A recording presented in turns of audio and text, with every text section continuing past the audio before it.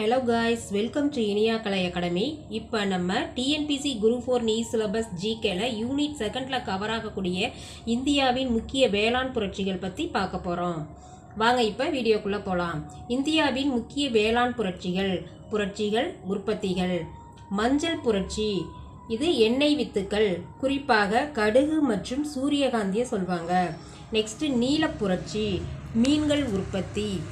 பழுப்பு புரட்சி, தோல், கொக்கோ, மரபுசாரா உற்பத்தி. இந்த கொக்கோனா இந்த சாக்லேட் பவுடர் இதெல்லாம் சொல்லலாம்.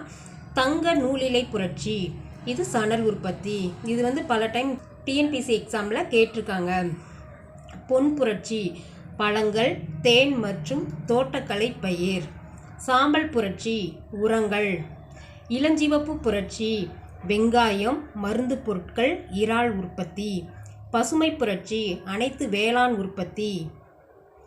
வெள்ளி புரட்சி, முட்டை மற்றும் கோழிகள். வெள்ளி இலை புரட்சி, பருத்தி. சிவப்பு புரட்சி, இறைச்சி உற்பத்தி, தக்காளி உற்பத்தி. வட்டப்புரட்சி, உருளைக்கிழங்கு. பசுமை புரட்சி, உணவு தானியங்கள். வெண்மை புரட்சி, பால் உற்பத்தி. இப்போ பாருங்க, தங்க நூலிலை புரட்சினா சணல் உற்பத்தி, வெள்ளி இலை புரட்சினா பருத்தி, வெள்ளி புரட்சினா முட்டை மற்றும் கோழிகள். இந்த தகவல் உங்களுக்கு பிடிச்சிருந்தா லைக் பண்ணுங்கள், கமெண்ட் பண்ணுங்கள், மறக்காமல் உங்கள் ஃப்ரெண்ட்ஸ்க்கெலாம் ஷேர் பண்ணுங்கள்.